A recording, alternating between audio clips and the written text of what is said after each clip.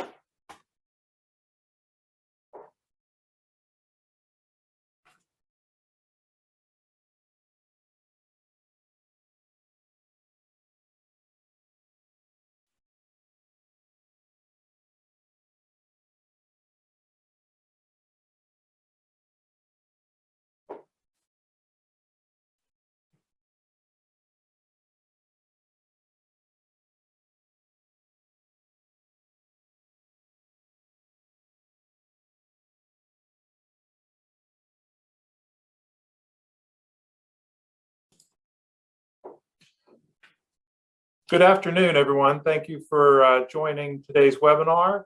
I'm Stan Caldwell. I'm Executive Director of the Traffic 21 Institute and our Mobility 21 National University Transportation Center. I'd like to welcome all of you to this very special webinar. Typically, our Friday webinars are focused on our university transportation research.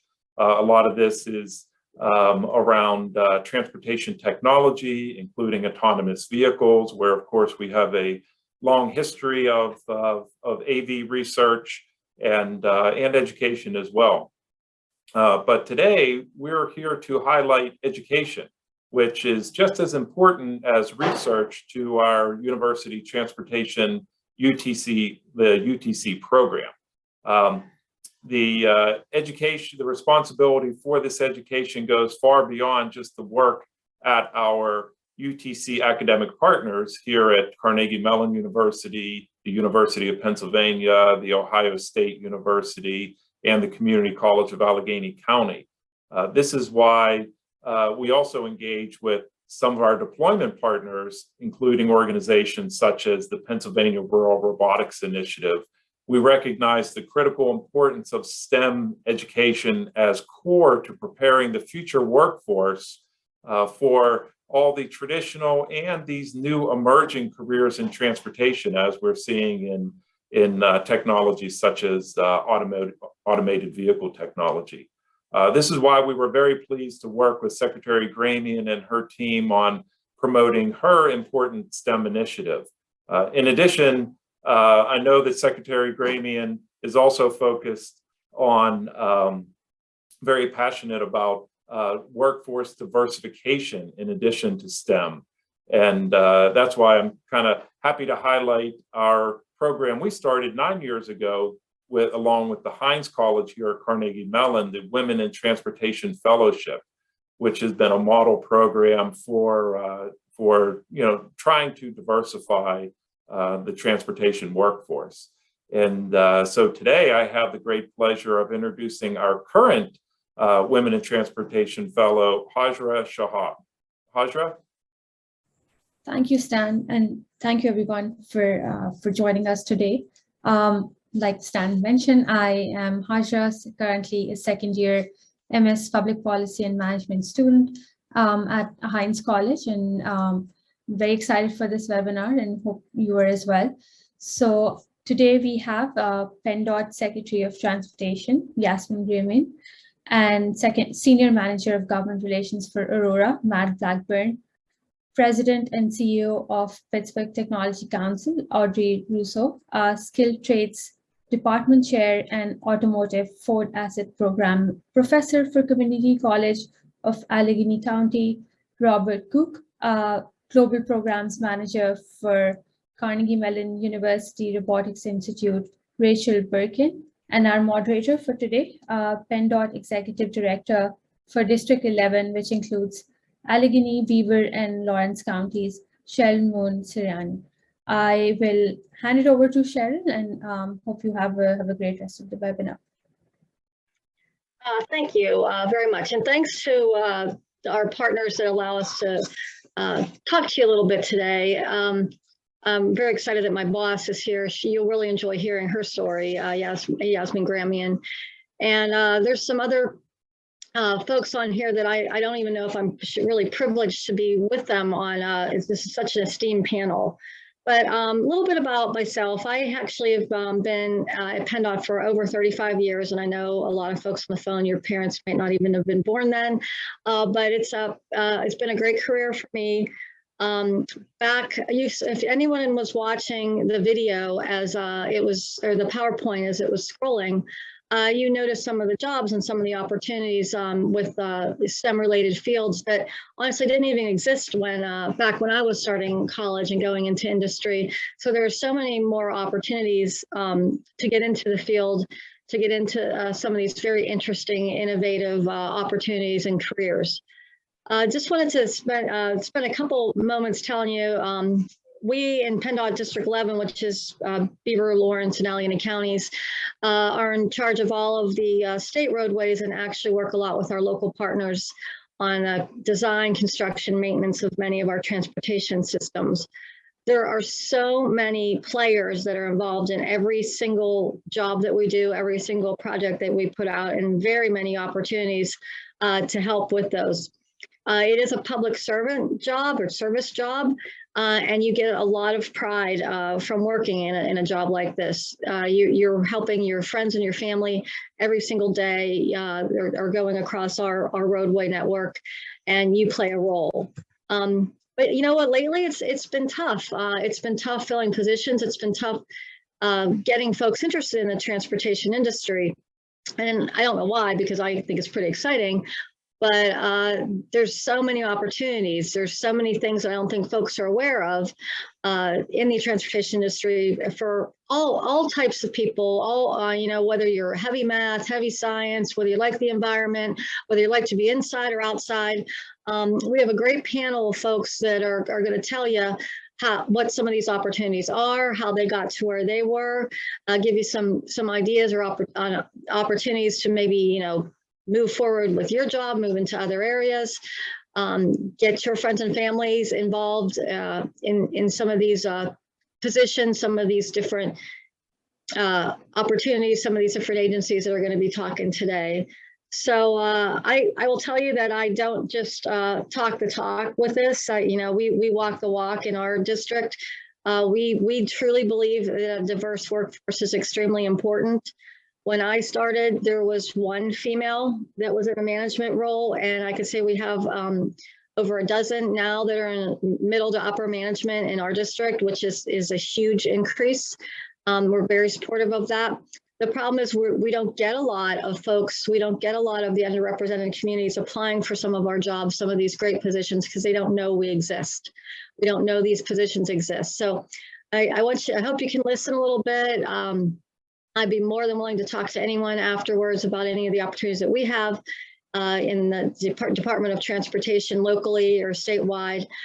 But I don't think you want to hear me talk this whole time. So I really would like to turn it over to my boss, Yasmin Gramian. She is the Secretary of Transportation. She has such an interesting story. And I will tell you, she's extremely focused on growing the transportation industry and bringing in as many intelligent folks and creative folks as she can into our organization and into the industry in general. I'm going to also tell you before she comes on, we have a lot of questions to get through. So we'll be trying to hit all of them here at the end after all of our panel introducers themselves. So please stay with us. We have a lot of great things to talk about. So with that being said, Yasmin, would you mind telling us a little bit about yourself and then your path to transportation and some of the collaborations you've been involved with?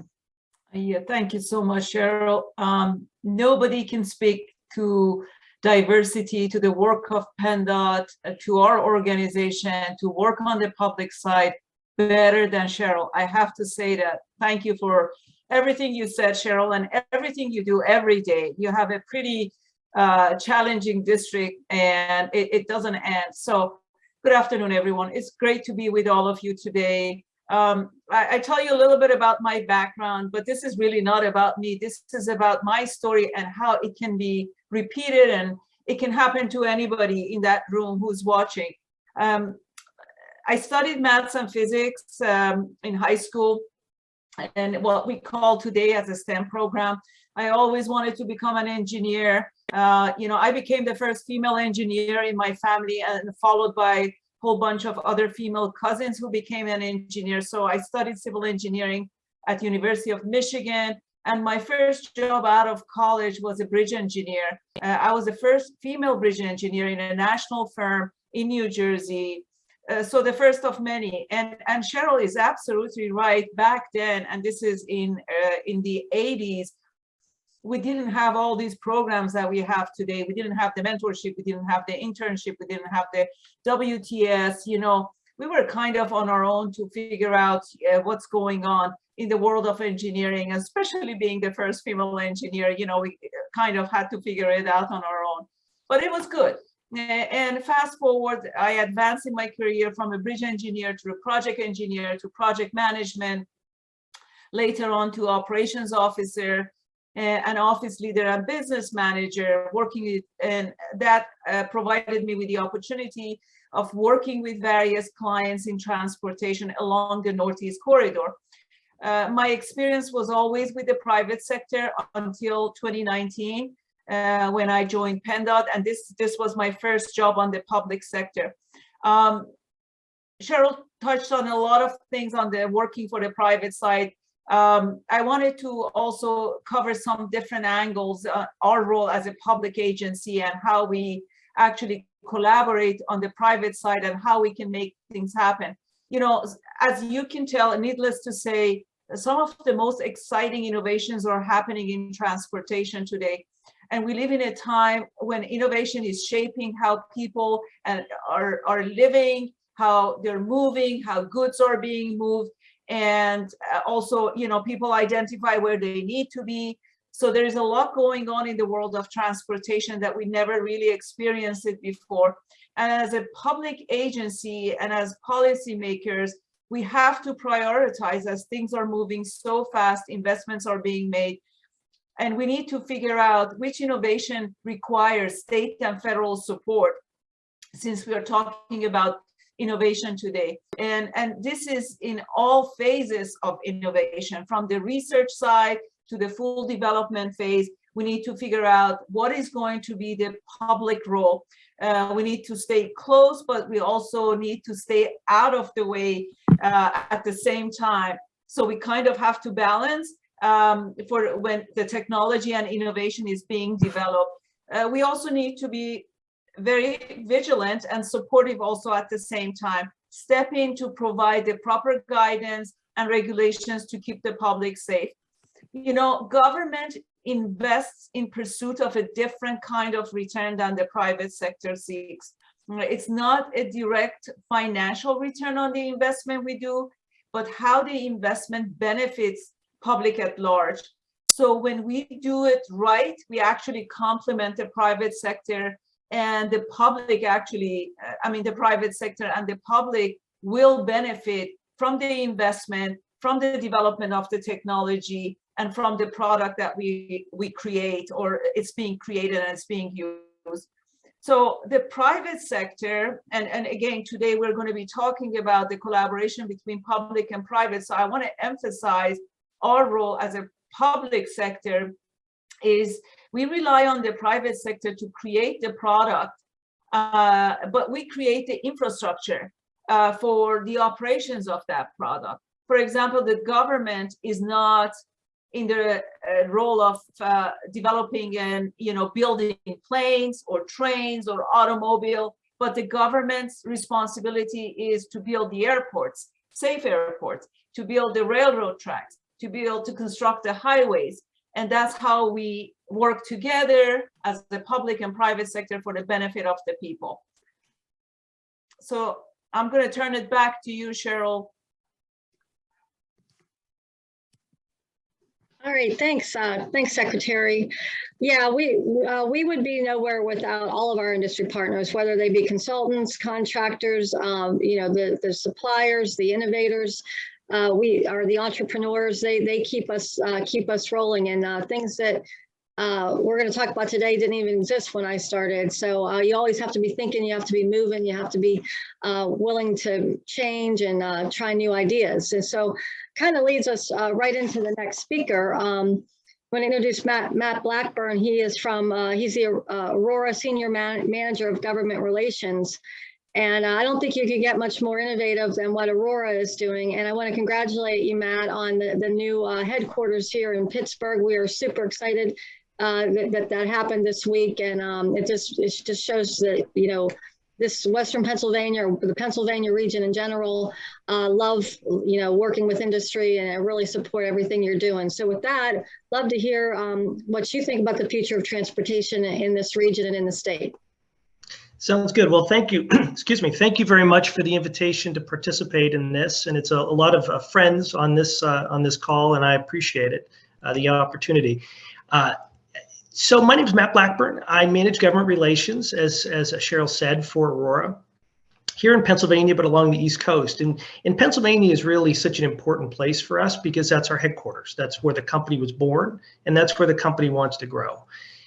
We had Governor Wolf, as many of you saw, at our office on Wednesday to cut the ribbon on our new showroom. And, none of this would be possible if we didn't have the relationships and the partnerships with our regulators as well. When we talk about, oftentimes people tend to think that, we must be always at odds with our regulators, right?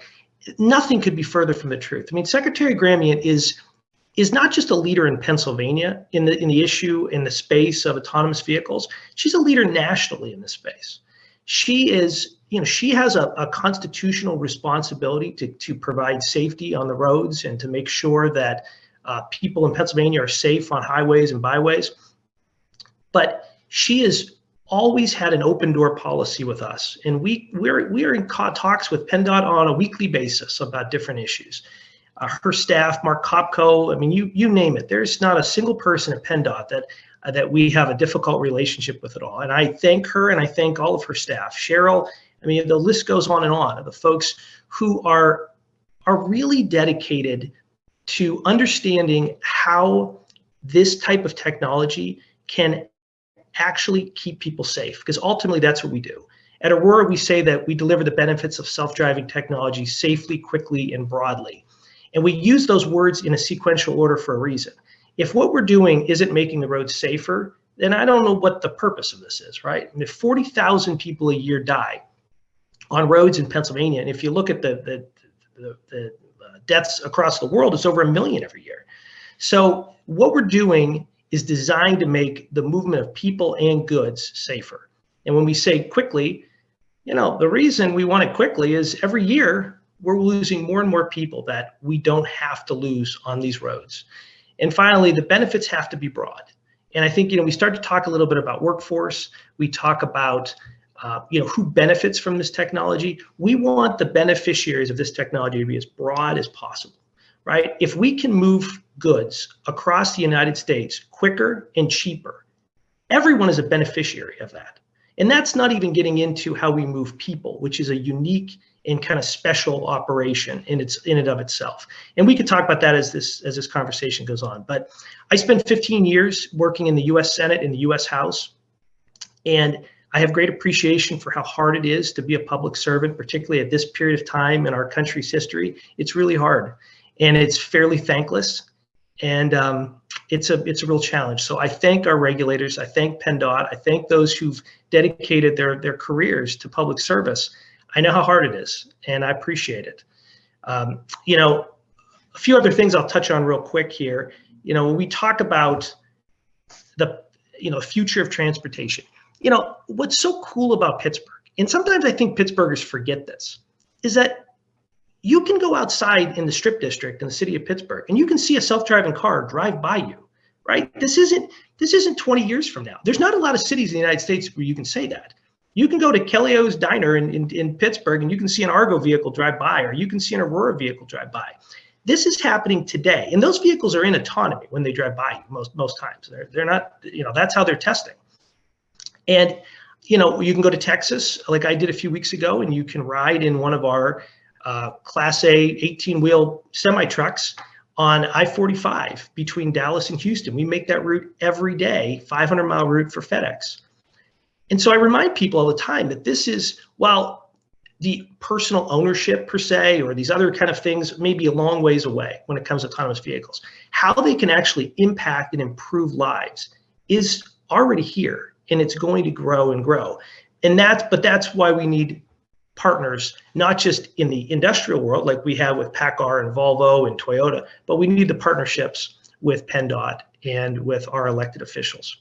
So, you know, I can talk about some of the other things that we're doing, and we can talk about that as it goes on. But as a way of introduction, that's kind of who I am and who Aurora is. And again, it's an honor to be here today. It's an honor for us to have you in our region. We really appreciate it. On behalf of, I'm speaking for the secretary, that she loves the kind words she says. Something you think of when you go into college. When I went into college many years ago, you go into these STEM fields, you think you're going to just sit and do problems all day long and do math. You don't really realize the effects you have on the safety. You know, your job involved, you know, is really interrelates with safety, the environment. There's so many things you never thought you would touch on in your career. So I do really appreciate all the attention you address with the safety, or you give to the safety. Our next panelist here, oh my gosh, Audrey, I read your bio, and I mean, it's amazing. It's amazing what all that Audrey has done and is doing. And like I said, I'm just really honored to be able to be on this panel with all of you to facilitate it. So Audrey's she's in the Pittsburgh Technology Council and has been involved in many, many things. I'm not sure if in the 40 minutes we have left that you could even talk about all of them, Audrey, but if you could please introduce yourself and you know, talk a little bit about your involvement in the STEM field in transportation, we'd really appreciate it.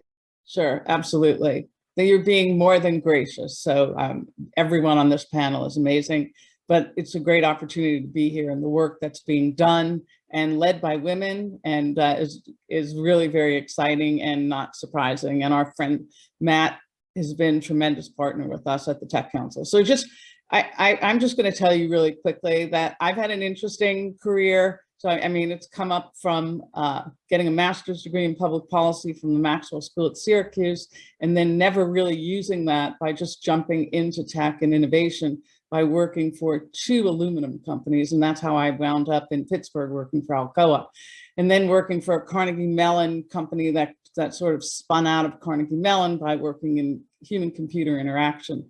But then going really, my life becoming full circle and having an opportunity to be at the helm of the Tech Council, meaning that it is the intersection of public and private relationships. And it's been nothing but an amazing ride and journey, because we've been sitting at the epicenter of innovation in this region for a good 40 years. So in terms of the work that I do, you know, obviously I can't sandwich that into the time that we have here, but the topic of mobility and transportation is not something that Pittsburgh is foreign to Pittsburgh. There's a over 4 decades worth of research that has come. This is not something that happened overnight. Many of the people who were at Carnegie Mellon and who had the vision for autonomy were actually thought of as people who were working on things that didn't quite make sense. Like, how did that really have an impact in terms of the material world? Well, fast forward, we're an overnight success, right? We're 40 years of research that has manifested in companies like Aurora, like Argo, like others who are working and leveraging artificial intelligence, robots, and autonomy. And we're just starting to see that kind of groundswell. One of the things that I just would like everyone to sort of think about, not necessarily in terms of my own career, but in terms of Pittsburgh. Pittsburgh, while I say we need to look backwards to see where we've landed now. And that's really important. And that is not something that makes us parochial. It needs to be understood that we're collectively a diligent ground force of talent in terms of deep, deep research. And sometimes people who spend their amount of time doing that kind of deep, deep research don't lift their heads up to try to brag and boast. And I think that's been one of the things that I've had an opportunity to do in my work, is being able to brag and boast and help those companies facilitate the limelight that they so deserve. And that limelight helps with public policy. It helps with the issues of safety. It helps with the issues of mobility and putting us ahead. If you look at the landscape of many of the multinationals that still are here in our region, whether it's PPG, US Steel, Alcoa, Howmet, we can go down the list of many of them. And you can see that they all have had impact and input into transportation. The pieces and parts of the work that they do all has impact into transportation. So it shouldn't be surprising to anyone into the world that we have the competencies and capabilities here, because that's the deep research that has been occurring. My work has really allowed us to sort of levitate that and shine the spotlight both inside Pittsburgh, because let's face it, very often people don't know what's happening right in their backyards, but also to the world. So I'm going to stop there and let you move on. I think in terms of my own career, I've just been lucky. I work on things that are absolutely passionate, and I surround myself with incredible people who are smarter than myself and know how to move the needle forward. And that's been really my guiding light and my principles in terms of my work. That's actually awesome, Audrey. That I think you'll find that throughout the industry, that we do have a passion for it. And if you don't, you probably go somewhere else. But there's a lot of opportunities in other STEM-related fields, if that isn't your passion. But I haven't found too many that work alongside me that don't feel the same way you do, I do, the secretary does, and many of the others. So with that, not all of the STEM-related activities, not all of the transportation opportunities are engineering or are very high tech. We have a lot of opportunities in our district. You need mechanics, we need operators, we need construction inspectors, we need a lot of folks. Our contractors are constantly looking for people to build these great designs that we come up with. So we're going to have Bob Koch talk about, he's the department chair from the Automotive Ford Asset Program professor at the Community College of Allegan County in the Skilled Trades Department. And I think Bob's going to touch on, there's a lot of opportunity that you don't necessarily have to go to CMU or some of our higher level learning colleges to do, and some of them that you can learn at some of these other colleges. So go ahead, Bob. Yes, well, thanks, Cheryl. Yeah, well, good afternoon, everybody. I guess, a little bit about myself at first. It's pretty hard to follow some of the speakers I've heard up to this point. As just a mechanic growing up, but I guess I'm going to try. A little bit about myself. I grew up in a family-owned independent garage in the city of Pittsburgh. So there aren't too many actual independent garages in the city of Pittsburgh anymore. They're pretty much all on the outside. Everything at that time, over 45 years ago, was mechanical. Basically, no electronic controls on anything except aircraft, right? Ground transportation for us in the city consisted of bicycles, skateboards, some cars, trucks, and buses, and also us. We had to walk. Imagine that today. You don't see them walking so much. We also had to know where we were going and how we were going to get there. I couldn't just plug it into my phone and have my phone walk me through, kind of like we do today. So how to read a map became kind of important back then. We had to understand street and directional road signs. Thanks to PennDOT for updating a lot of those signs anymore as we look, for the verbiage that's there. It's like it says turn here. Okay, I'm looking for that road sign. It's nice to be able to read that. As you going forward, you look at today's transportation and the jobs that are being created with them are vastly different from what I grew up with, and I'm in my early 60s, so probably 45, 50 some years ago. With electric vehicles, trucks, buses, now we see electric assist bicycles, electric scooters, and Matt talked about Class A tractors now that can deliver goods all over the place electronically and autonomously. With that, the jobs have also grown immensely, both on the vehicles themselves and on the roadways to monitor them. When you think about lane assist, adaptive cruise control, semi-autonomous driving, over-the-air updates for a lot of these vehicles anymore, and just many, many more systems that most people don't really think of. Easy pass, remote start, electric charging, that all deals with some of the infrastructure. Somebody has to repair these types of vehicles and the related infrastructure that goes along with it. So basically, what are they, and what do they have in common? Well, when you kind of look at it, we looked at repair technicians, and that's kind of a very broad brush. Whether it's a vehicle, automotive technician, or a truck technician, or an electrical technician, and many others.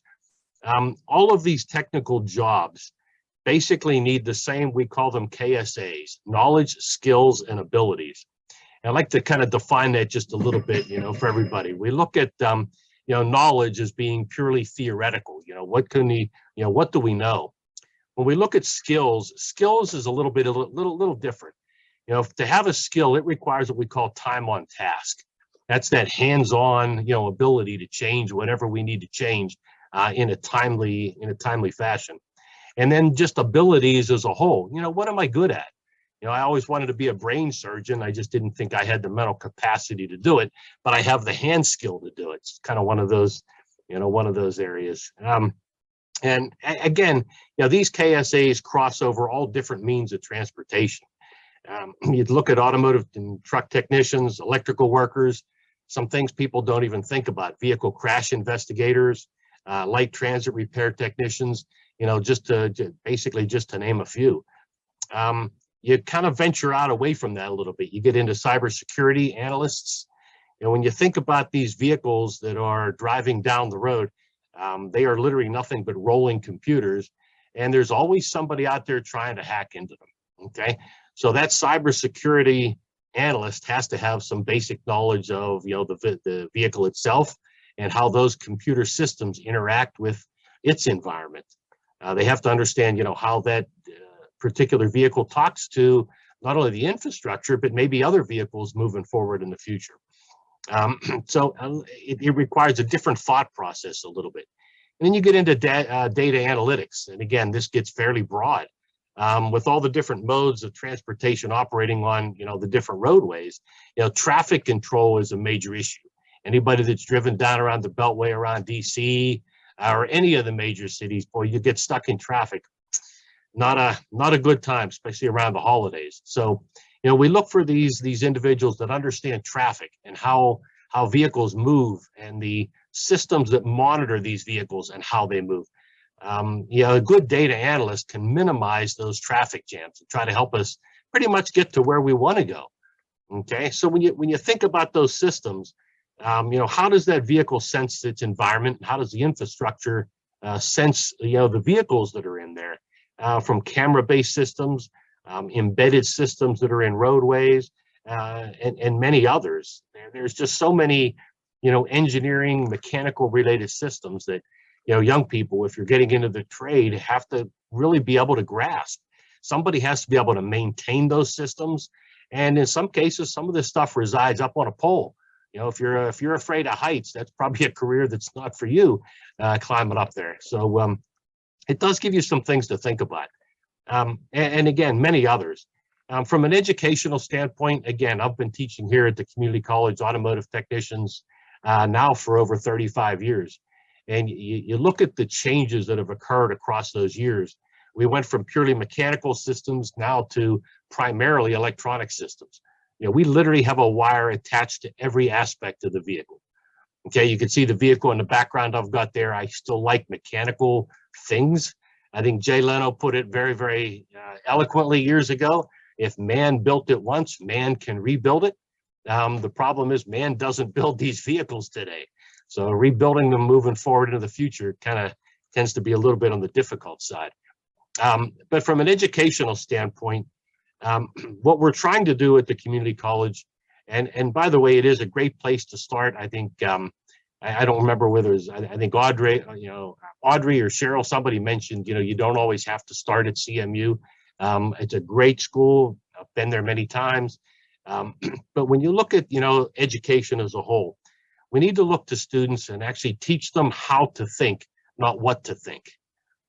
Okay, and we're seeing that in vehicles. We do so many, shotgun type of, diagnosis. It's just not going to work today. It just, the vehicles themselves have just gotten too complex. Also, we need to think of ways to get students to think more critically. Okay, and when they read more critically. Okay, I use the example in my class that, from a technical standpoint, I can read the words and I understand the words very well. If you were to put a medical paper in front of me, I can read, but do I really understand what I read? And we run into that problem a lot of times with students. If you're from a purely educational background, we put you into a technical background, the jargon and the words tend to be a little bit different. So those are some things to think about. And again, lastly, so that I'm not talking forever and ever, just remember, we can never teach enough of electrical and electronic type of equipment. I always go back to an individual at CMU who said to me, Bob, he says, if you're going to do anything, teach your students how the vehicle senses its environment. And Chris Henderson mentioned that to me years ago. And I think regardless of what we look at in any of these fields, I think that's where we need to go educationally. Teach them how the vehicles, whatever it is, skateboards, scooters, trucks, how does it sense its environment as we move into the future where Matt and Aurora are at. So I look forward to the conversation moving forward. So, thank you very much. And I'm going to turn it back over to Cheryl. Thanks, Bob. Two comments there.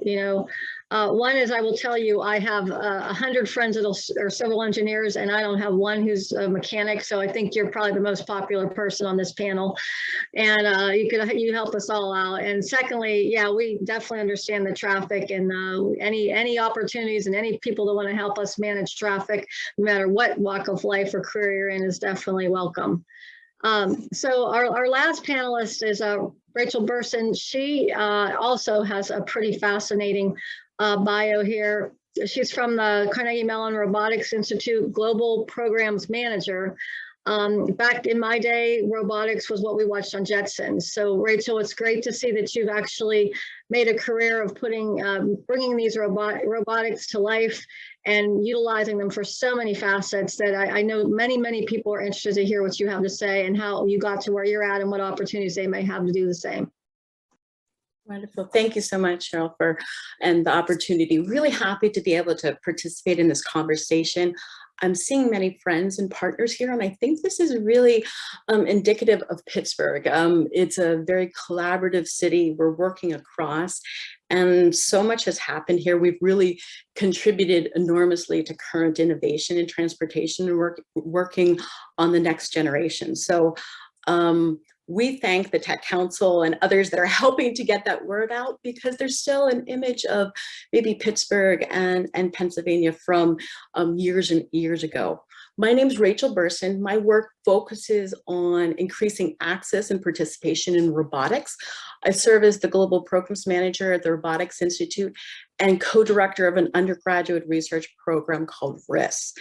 Cheryl, you said something at the beginning that is really a core challenge. We're trying to prepare students for jobs that they might not even know exist. And Bob, you mentioned the jobs and skills are shifting. We really need to bring awareness to technology and how it's embedded all around us. We're just interconnected. So we're thinking about how do we bring more communities into transportation, into tech? How do we enable more students from underrepresented backgrounds in STEM to participate in the innovation economy? So it's about raising awareness, informing, engaging, and this is really a collective effort. Creating multiple pathways to STEM careers is essential. We know that we have gaps in the workforce. We know that this has an impact on equity.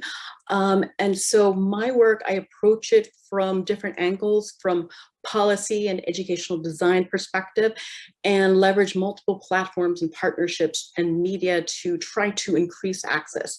We're moving away from an idea of pipelines, and we're really recognizing the importance of learning ecosystems, multiple pathways and different types of credentials to increase access. And those are really three things that are essential to increasing access: learning ecosystems, multiple pathways, and different types of credentials. We're working across silos now and sectors. While my work is really anchored at the university and I specialize on launching students into these really high-end graduate programs and leadership positions, my work has shifted. It also includes community college, industry, government, community centers, media, the formation of urban and rural learning environments and partners from all that I am learning so much from. And Mobility 21 we're very lucky because it's an example of creating partnership, and it's really driving a lot of connections that are in our region. Each of us have an important part to play in increasing access and participation. And I'm going to share two examples where being very intentional on how we center access, how we increase diversity, equity, and inclusion. So at Carnegie Mellon, a lot of my work is managing and developing a program that mentors and trains future leaders in robotics. Many of them are at Aurora, at Argo AI, at Johnson & Johnson. Within that program, we're hosting conversations, delivering training, and creating opportunities for the students to look at their role as scientists, to explore the importance of mentoring, how to share their research, and the importance of broadening participation. We create opportunities that there are over 100 people trying to really broaden the students' perception of what robotics is and how to be a scientist. So it's not going through just a series of courses, but it's how to think, how to imagine, and to partner as well. That is very focused, and it's building leaders that are going to open doors for others. We also need to work on projects that scale, and we've been really effective and fortunate to be able to do so with a number of public-private partnerships where we can share information about robotics. And I see some of our friends here that have participated in those efforts and really led and designed so many opportunities. So a shout out to PA Rural Robotics. And we've had the opportunity to work with the Pennsylvania Department of Education. We created a TV series during COVID. And if we can do this during COVID, it was actually wrote some of the script in this room that reached more than 5 million households. And our choices were intentional. TV broadcasts, in addition to digital access, activities with pen and paper, trying to find ways to really think very intentionally about our choices in all of our educational programs, and this focus and centering on DEI. It's a choice and it takes effort and sustaining, but we really have to be developing, enriching, and strategic partnerships if we want to broaden who's going to be in our classrooms, who's going to be in the transportation careers of the future. We really need more people to have a seat at the table, and that starts by working across different sectors, teaching and sharing with each other so that we're able to create some of those connections there. I'd like to turn it back to Cheryl. Rachel, I 100% thank you for that. I actually, Lisa Kay, I believe, shared that some of those activities virtual, electronically to a lot of folks, and I actually shared them with our workforce, who shared them with families. So I think it's amazing you hit 5 million of homes or screens or whatever, however you judge that, without being on TikTok. I think that's pretty amazing, and I really appreciate the outreach, and I got a lot of good feedback from our staff on who participated in that. So definitely thank you. So moving on here a little bit, I just want to let you know too, if you look at the folks that signed up for this seminar here, they're not just the Western Pennsylvania, Pittsburgh area, there's some from across our state, and there's actually some from across our country. So that's pretty exciting that you all are speaking to just a wide variety. They're very interested in what you have to say, any ideas you have to help them with the equity, with the diversity, with getting more folks interested in our industry. So with that being said, I'm going to ask a few questions here to Secretary Gramian. Everybody's so excited that we got this great large pot of infrastructure funds that I think we spent 3 times over already, but we're still excited about it.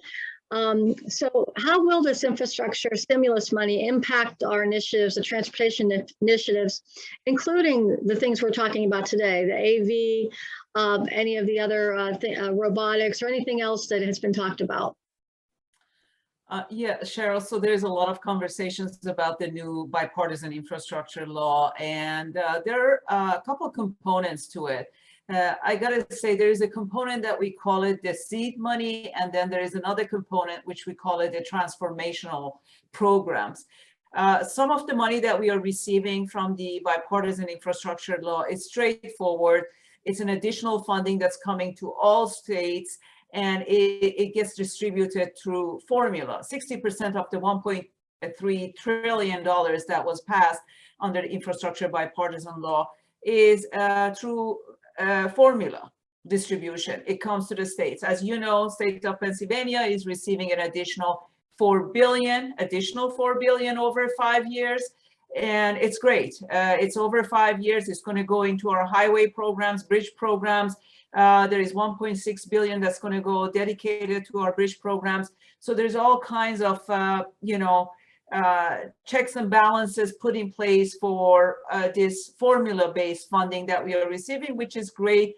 We know how to put it to work. We just need to figure out for, all the federal dollars that we get, we also need to come into the table with our own money, which I really like. I mean, the federal government finally delivered on their part, on their share of contribution to the infrastructure, but they also expect all partners, and partners being the state and the locals, to come to the table with their share. So they want everybody to have a skin in the game, not just on the public side, but also on the private side.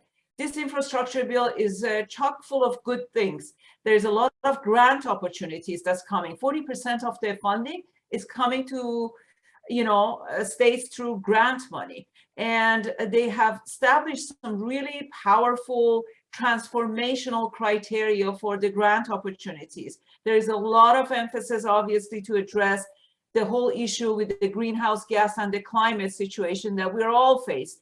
You guys more than anybody else in Pittsburgh, with all the slides that you've been having, and all the challenges on the roadway side. There is a lot of emphasis on the equity side of the business, and a couple of the speakers touched on that. There is some money actually allocated on research and innovation, and that's really important too. Grants are being evaluated for, of course, safety is number one. They want to make sure that equity is also built into the projects and the investments that we are making through these grant monies. And again, as I mentioned, it's very important that everybody comes to the table. So the folks who actually apply for these grants, the project sponsors, we call them, they have to figure out their portion of the money that they have to pay. How are they going to pay for this?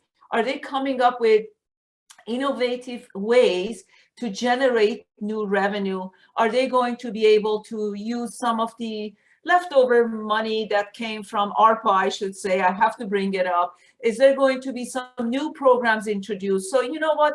Everyone step it up.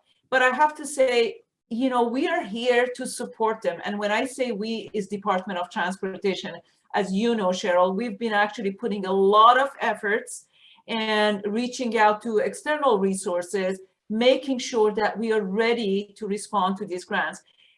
They come in a package of 2 or 3, and they really don't give us a whole lot of time to respond to the grants, right?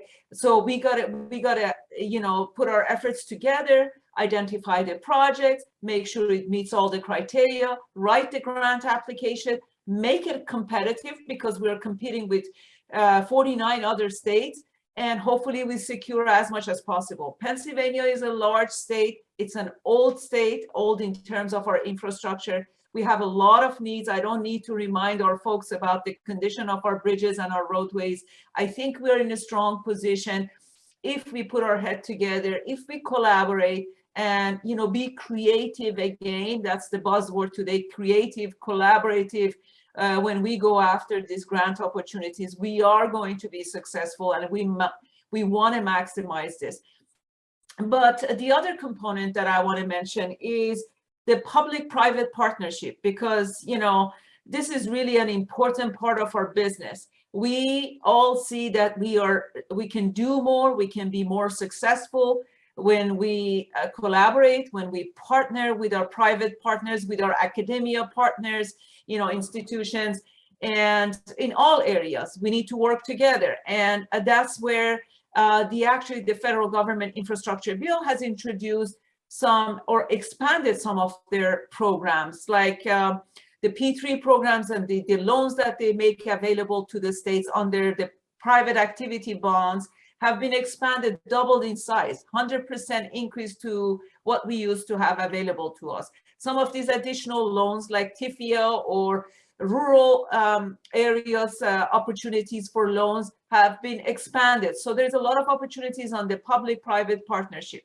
And lastly, there are some opportunities on pilot programs, which is we're really looking into and see where it makes sense for us to exercise some of those grants. You know, different types of use cases grants, as they call it, for workforce development. We've been talking about workforce. There are some grants opportunities for workforce development. We're looking into it. Building educational pipeline for AV technology. There are some grants for that. Again, as we're talking about it, I think the federal government or the federal partners are putting, you know, all different components of these grants together. They've just identified the line item in the, I don't know, 40,000 pages of the Bipartisan Infrastructure Law, and they're trying to put more meat on the bone so that we understand what's required and how we can leverage this. There is a lot of opportunities on the grants for research and development, such as the impact of self-driving vehicles on infrastructure or incident response. We do have one, the ADS grant, that we are working on, and we are developing, you know, working through that grant program, but there is going to be some other ones that's coming out of the AV infrastructure bill, bipartisan infrastructure bill. Lastly, the US DOT Secretary is also establishing a non-traditional transportation council to provide input on emerging technology. And our own PennDOT, Mark Kopko, who's a known name to all of you, has been asked to join this council. We are very excited about that because, as you know, Mark has been leading the AV and all this transformative technology for years. He has made a name for himself on a national level, also on the international level. So we're very happy that we have one of our own people on this council. And one last thing, I wanted to actually praise our governor for emphasizing the importance of the STEM program between the state and the federal funding. This administration actually has invested $23 million in STEM, which is super important. We've been talking about creating that pipeline for the future to be ready to respond to the new technology, to the workforce that we need, and to be successful, in the transportation and all the changes that we are seeing today. Thanks, Secretary. Yeah, I know you have a lot of passion for all of the things you spoke about that coming with the bill and having these great partners. Moving on, I want to make sure we try to get everyone a question here. So Matt, kind of following what the Secretary said here, what is the greatest need, infrastructure, talent, et cetera, to accelerate the integration of AV technologies into everyday life, and how can STEM folks help you do that? Sure. I would say that there's probably two things, maybe the kind of two things that keep me up at night, right? And when it comes to this space, and the first one's the regulatory side, right? I mean, we've got 19 states that have kind of updated their regulations and their code. Sometimes it's by executive order, sometimes it's by law, to allow for kind of further deployment of autonomous vehicles. So that's something we're working on very closely with the Secretary and her staff, along with Senator Wayne Langerholg, who's been a real leader for us on this issue, along with a lot of others. What's great about the legislation we've been working on is it's actually really bipartisan legislation, and it brings people together. People care about this, and they know it's important for the state. So that's the first thing. But the second thing, which is more relevant, I think, to our discussion, is the talent side. There are very few tech companies in Pittsburgh that would be that could not tie their roots in some way back to CMU. Right, or Pitt for that matter, but CMU is really the kind of birthplace of a lot of these companies. 2 of our 3 founders were from CMU. And so when we think about talent, we think about the talent from CMU, but I also think it's important as this technology and these technologies deploy, we don't have to hire PhDs in computer science, every day, right? There's a lot of other skills, and I'm sure Audrey will talk about the wonderful program PTC is doing on the apprenticeship side. We talk a lot about, building programs that are kind of stackable robotics programs.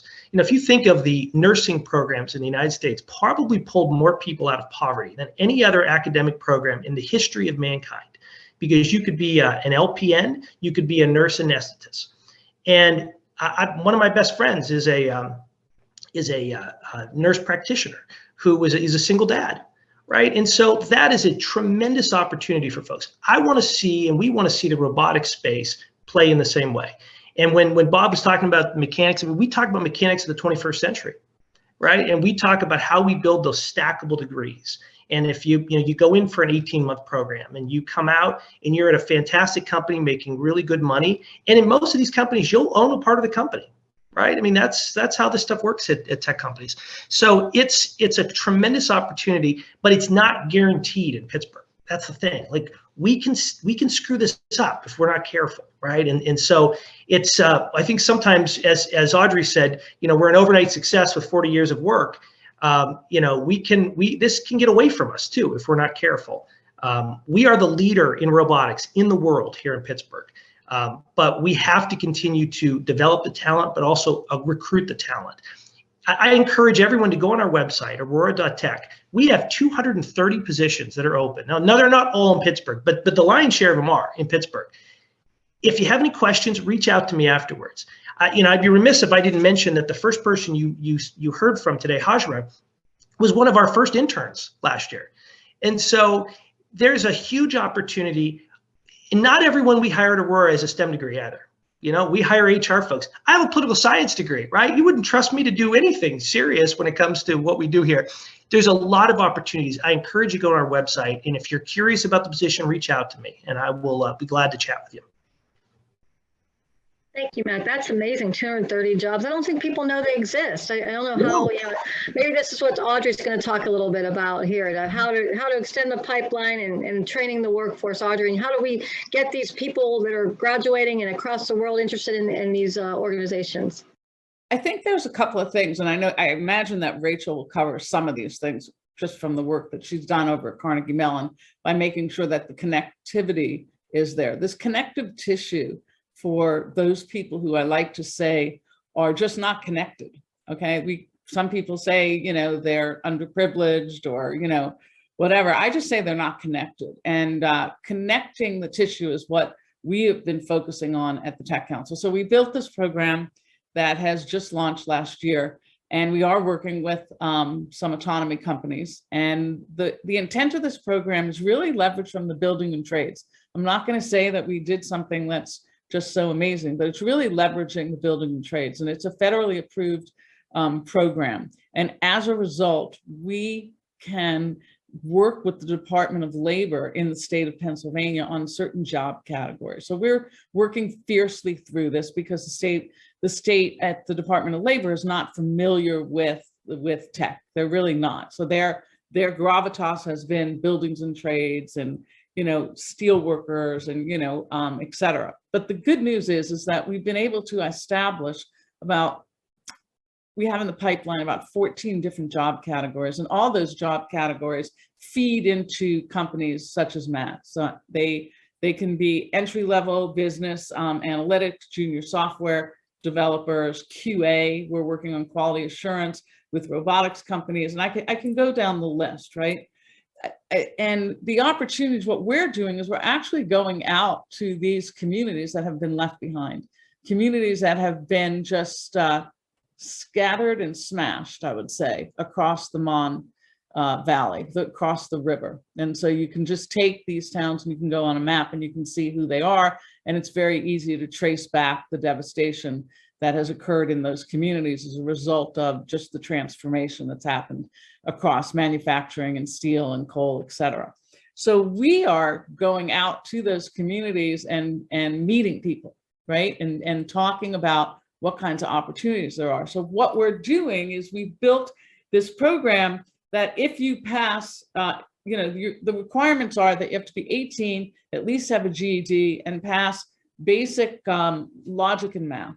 Okay, we have an assessment that's been federally approved, and you pass at an 80%, you get about 3 chances to do it. Then if you pass, you get to interview with different companies. And you interview with these different companies, and the companies say, okay, Matt, okay, Cheryl, we're gonna hire you. Day one, we hire you, and then you get paid. You get paid just like the buildings and trades, just like that. So again, I'm not being clever, I'm just reiterating that we've leveraged this. And so you go through a program that we've approved, and for like 12 to 16 weeks, you get paid. Any kind of barrier, we work on trying to alleviate any barrier, and we're learning each and every day, okay? And then at the end of that, you are now matriculated in this company, so you're getting benefits, you're on their payroll, and you get at least 60% of the salary. The mean salaries are about $70,000 a year, and some of them are higher.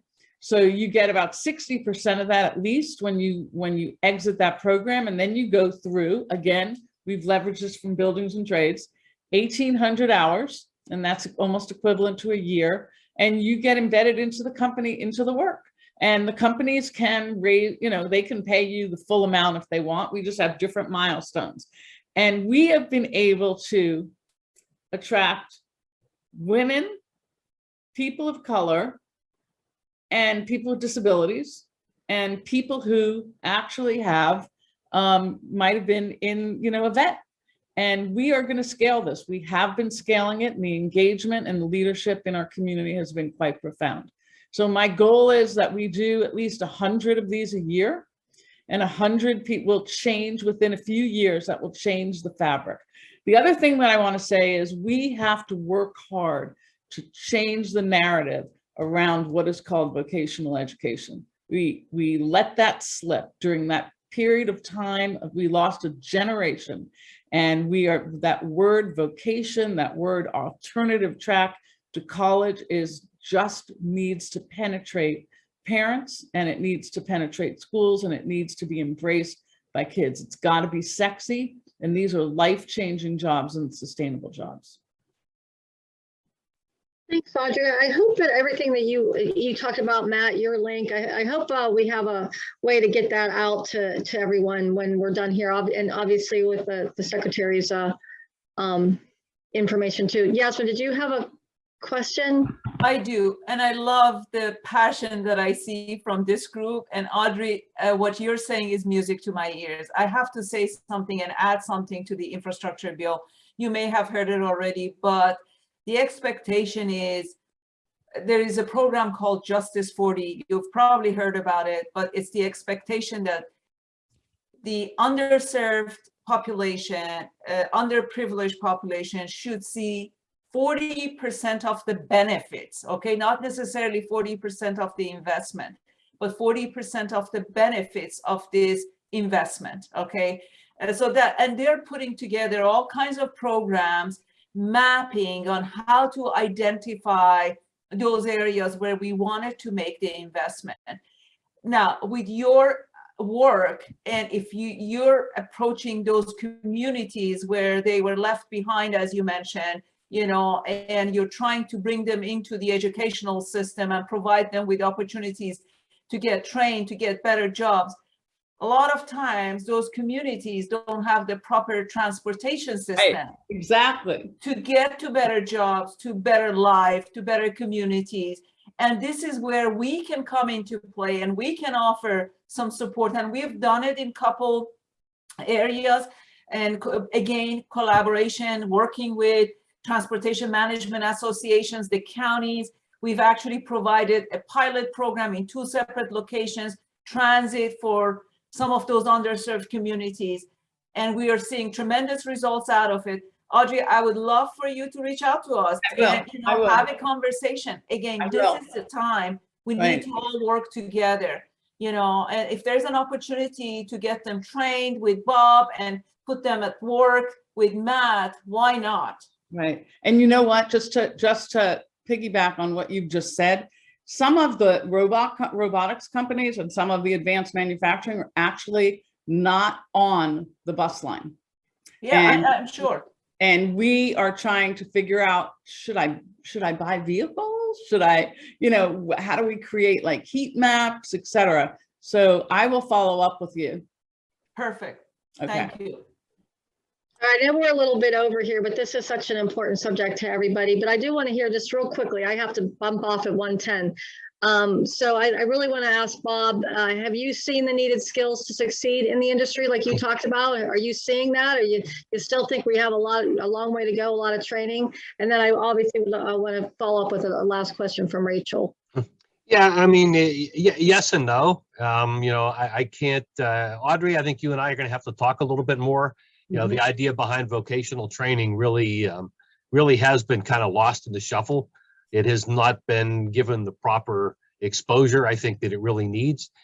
We support a lot of independent garages, a lot of dealerships. We partner with the Greater Pittsburgh Auto Dealers Association. We offer a career day at the auto show. We do that every February when it runs.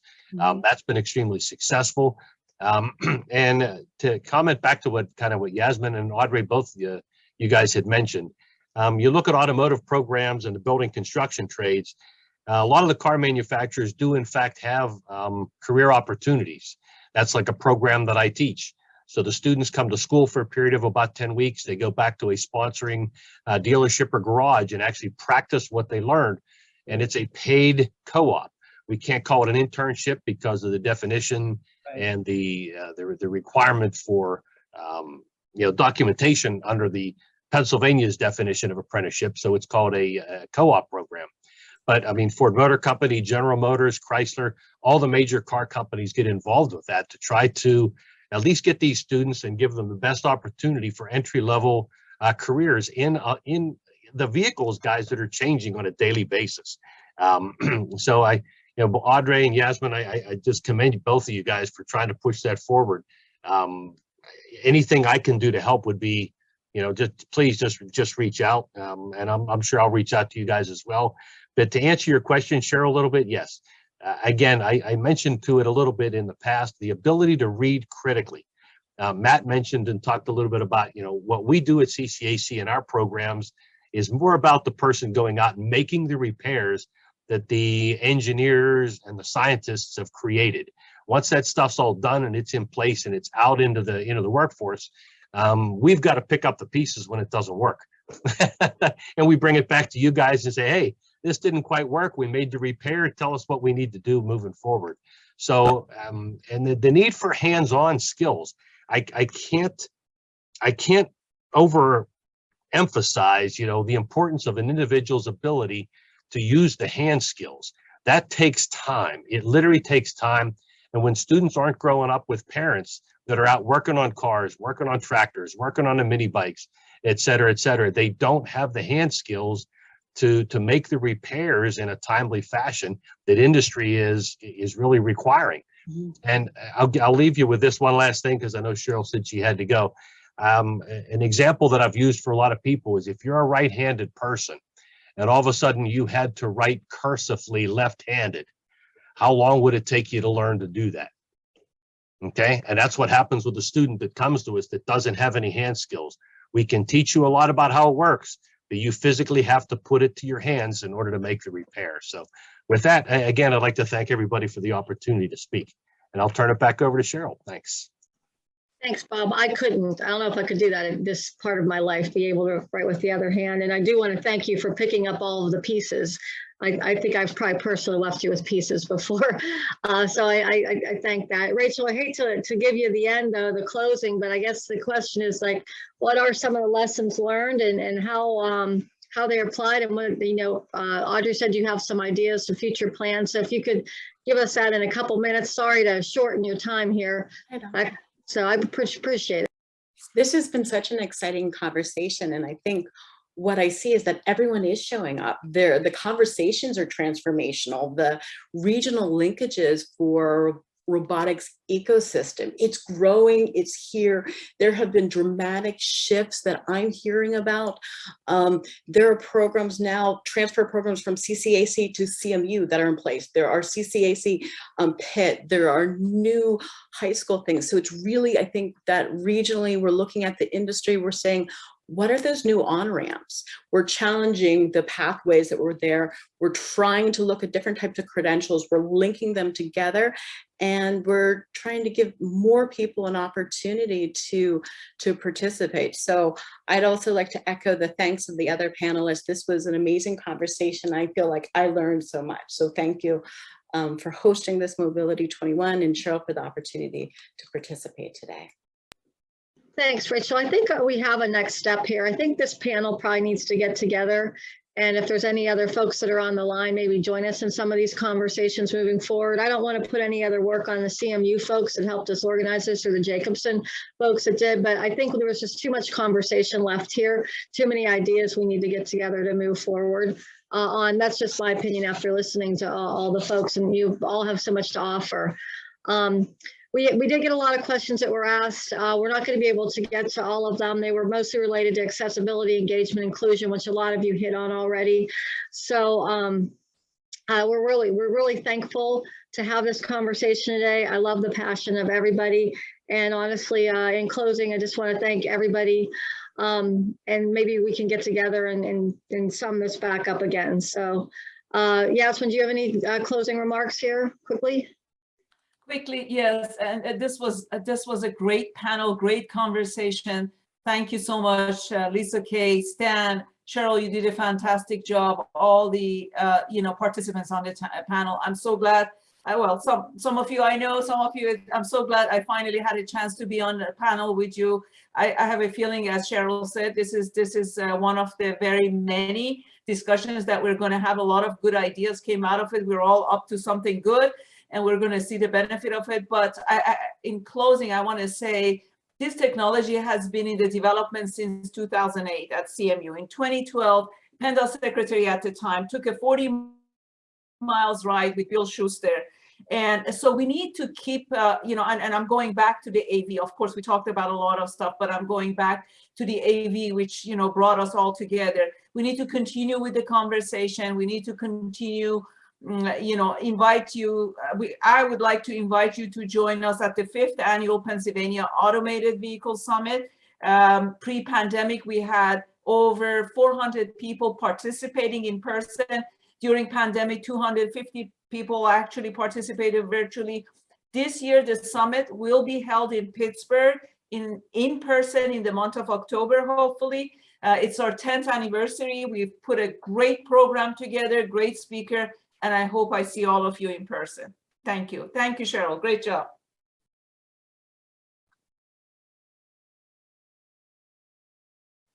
Thanks, everybody. We'll be in touch, and the video will be available. I don't have all the information, but we'll get it out to the attendees. So, all right. Thanks, everybody.